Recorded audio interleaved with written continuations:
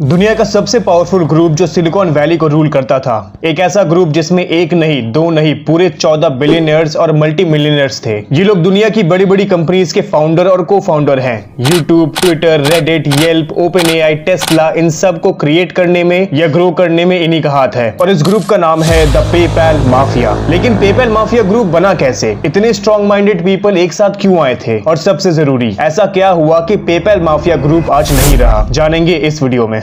बात है late 90s की, जब स्मार्टफोन नहीं होते थे, लेकिन उसी तरह के एक सिमिलर डिवाइस होता था, पाम पायलट, जो दिखता तो स्मार्टफोन की तरह था लेकिन फंक्शन कंप्यूटर जैसे थे। और उन दिनों कोई भी पेमेंट या तो कैश से होता था या फिर चेक से। ऑनलाइन पेमेंट सिर्फ एक सपना था, जिसे सच करने के लिए पीटर थिल और मैक्स ल्यूचिन फील्डिंग नाम की कंपनी की शुरुआत करते हैं, जिसे आगे चलकर कॉन्फिनिटी नाम दिया जाता है। जहां एक तरफ पीटर और मैक्स ऑनलाइन पेमेंट प्लेटफॉर्म बना रहे थे, वहीं दूसरी तरफ एक ऐसा इंसान था जिसका विजन कॉन्फिनिटी से भी ज्यादा बड़ा था, और वो थे इलॉन मस्क, जिसने हाल ही में अपने भाई के साथ बनाई हुई कंपनी Zip2 को $307 मिलियन में बेचा। और अब इलॉन मस्क ऑनलाइन बैंक खोलना चाहते थे, तो वो हैरी फ्रिकर्स के साथ X.com खोलते हैं। यानी कि जहां पर पीटर सिर्फ ऑनलाइन पेमेंट गेटवे बना रहे थे, वहीं पर इलॉन मस्क को पूरा का पूरा ऑनलाइन बैंक बनाना था। X.com लॉन्च होते ही सबका होश उड़ गया था, क्योंकि X.com दुनिया का पहला ऑनलाइन बैंक बनता है। जिस वक्त लोग ट्रांजैक्शन के लिए कैश या फिर चेक का यूज करते थे, उस वक्त घर बैठे ऑनलाइन पैसा ट्रांसफर करना बहुत बड़ी बात थी। और देखते ही देखते X.com के ऊपर 2 लाख से ज्यादा यूजर्स हो गए थे और बहुत तेजी से ग्रो भी कर रहा था। Now here's the twist,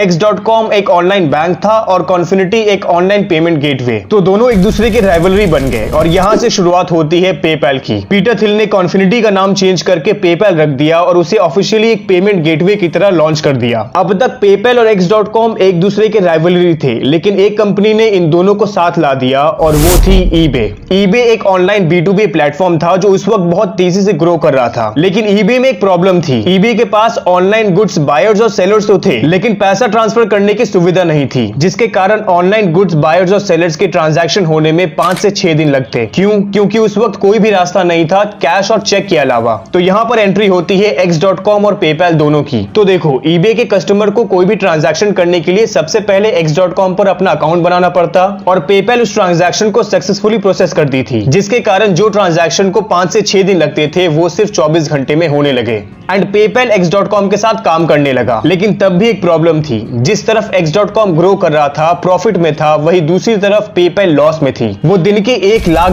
cash burn कर रही थी, और ऐसा ही चलता रहा तो पेपैल बैंकरप्ट हो जाता। अपनी कंपनी को बचाने के लिए पीटर थिल इलॉन मस्क के पास एक प्रपोजल लेकर जाते हैं और कहते हैं क्यों ना पेपैल और X.com को मर्ज कर दिया जाए, क्योंकि ये दोनों कंपनी एक दूसरे के साथ कंपैटिबल है। पीटर थिल का ये ऑफर इलॉन मस्क को प्रॉफिटेबल लगता है। फिर X.com और पेपैल मर्ज हो जाता है और कंपनी का नाम पड़ता है पेपैल। इस वक्त तक eBay में होने वाली 70% ट्रांजैक्शन पेपैल के थ्रू हो रही थी, जिस चीज को देखते हुए eBay ने 2002 में पेपैल को $1.5 बिलियन में एक्वायर कर लिया। लेकिन eBay के पेपैल एक्विजिशन के बाद पेपैल में सब कुछ बदल गया। कंपनी की स्ट्रक्चर से लेके काम करने का तरीका सब कुछ eBay ने बदल दिया था, जिसके कारण पेपैल के अंदर इंटरनली बहुत प्रॉब्लम्स हो रही थी। इनफैक्ट जिन लोगों ने पेपैल की शुरुआत करी थी, वो लोग मजबूर होकर पेपैल छोड़ने लगे। फाइनली कंपनी के टॉप 14 लोग कंपनी को छोड़ देते हैं और यहाँ से शुरुआत होती है पेपैल माफिया की। लेकिन क्यों इन्हें पेपैल माफिया ही क्यों कहा जाता है, और ऐसा क्या करा था इन्होंने जो ये सिलिकॉन वैली को रूल करते थे? तो पेपैल छोड़ने के बाद ये 14 लोग खुद की कंपनी बनाते हैं और एक दूसरे की कंपनी को सपोर्ट भी करते हैं। रीड हॉफमैन जो पेपैल के एग्जीक्यूटिव वाइस प्रेसिडेंट थे, उन्होंने लिंक्डइन की शुरुआत करी, जो आज की डेट में 34th मोस्ट विजिटेड साइट है और उनकी नेटवर्थ $3.5 बिलियन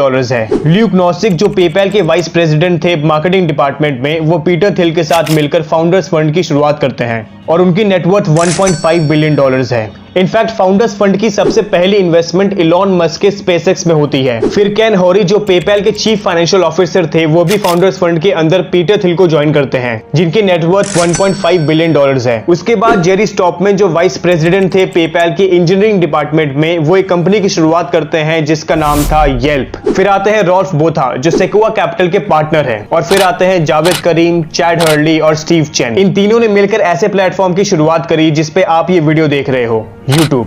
एंड अब last but not the least Elon Musk, जिन्हें हम सब जानते हैं। SpaceX, Tesla, the Boring Company, Starlink, Neuralink, OpenAI, इन सब की शुरुआत उन्होंने करी है और आज इनकी हर एक कंपनी किसी न किसी तरह की रेवोल्यूशन क्रिएट कर रही है। बट सवाल ये आता है कि पेपैल माफिया बना कैसे? ये कोई गैंगस्टर्स नहीं है, इसमें सबसे बड़ा हाथ है फोर्ब्स मैगजीन का, जिसने इन सबको फोटोशूट के लिए बुलाया था और उन्होंने ही इस ग्रुप का नाम पेपैल माफिया रखा। बट अफसोस अब ये ग्रुप नहीं रहा, क्योंकि इनमें से बहुतों ने अपनी कंपनी को बेच दी और ये ग्रुप को छोड़ दिया। बट फिर भी इतने सालों में कोई भी एंटरप्रेन्योर का ग्रुप पेपैल माफिया जितना बड़ा नहीं बन पाया।